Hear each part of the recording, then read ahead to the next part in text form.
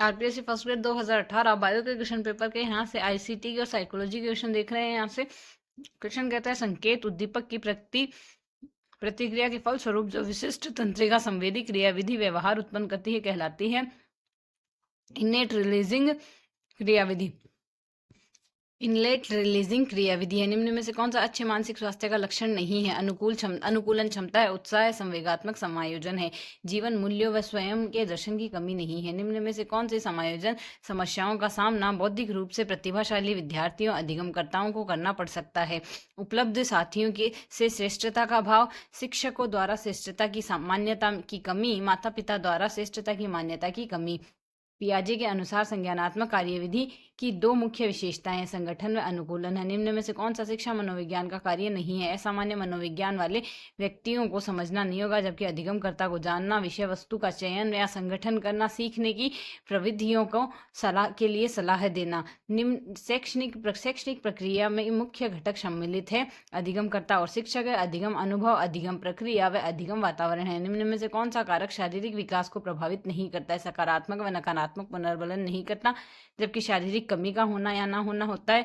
बच्चे के जन्म के उपरांत प्राप्त पोषण होता है। सामान्य व असामान्य प्रसव होता है। विकास संबंधित है वृद्धि से, परिपक्वता से, आयु से सबसे संबंधित है। निम्न में से कौन सा पियाजे के अनुसार नैतिक विकास का स्तर नहीं है? नैतिक अधिकार नहीं होगा, जबकि नैतिक यथार्थवाद, नैतिक समानता व नैतिक सापेक्षता है। निम्न में से कौन सा कथन सत्य नहीं है? सत्य कथन है यहाँ से आईक्यू के विपरीत सांवेगिक बुद्धि जीवन में सफलता की सर्वोत्तम पूर्व सूचना देती है। मेयर स्केल्स सांवेगिक बुद्धि को मापने का उपकरण है। संवेगों के दौरान हमारे शरीर परिवर्तन के साथ भी परिवर्तन भी साथ ही होते हैं। नेक्स्ट क्वेश्चन डिलीट कर दिया गया। अधिगम की विशेषता क्या है?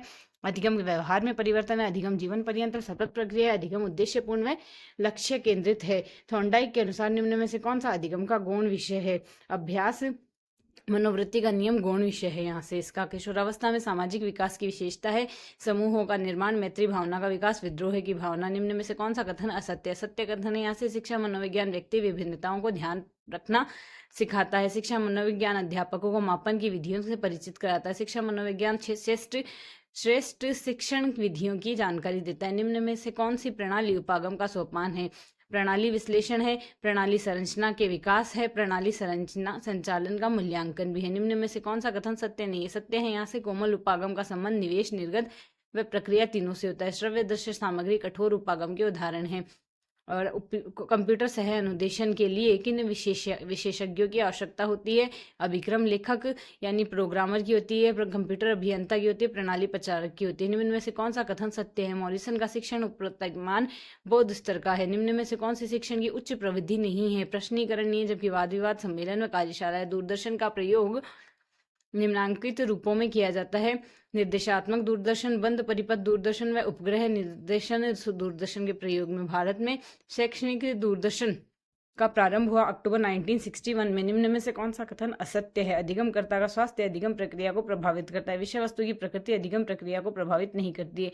ब्रूनर के अनुसार संज्ञानात्मक विकास में सम्मिलित है, क्रियात्मक अवस्था सम्मिलित है। मैकडूगल के सिद्धांत के अनुसार निम्न जोड़ा मूल प्रवृत्ति संवेग सही है, हास्य एवं मनोरंजन यहाँ से सही होगा। निम्न में से क्या लेविन के क्षेत्र सिद्धांत से संबंधित है?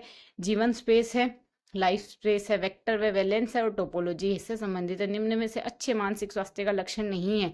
कौन कौन से है? संतुलित, एकीकृत व सामंजस्यपूर्ण विकास, नियमित दिनचर्या व आत्म मूल्यांकन की क्षमता है। अनुकूलन की प्रक्रिया में सम्मिलित होता है, आत्मसातकरण व संविष्टीकरण होता है।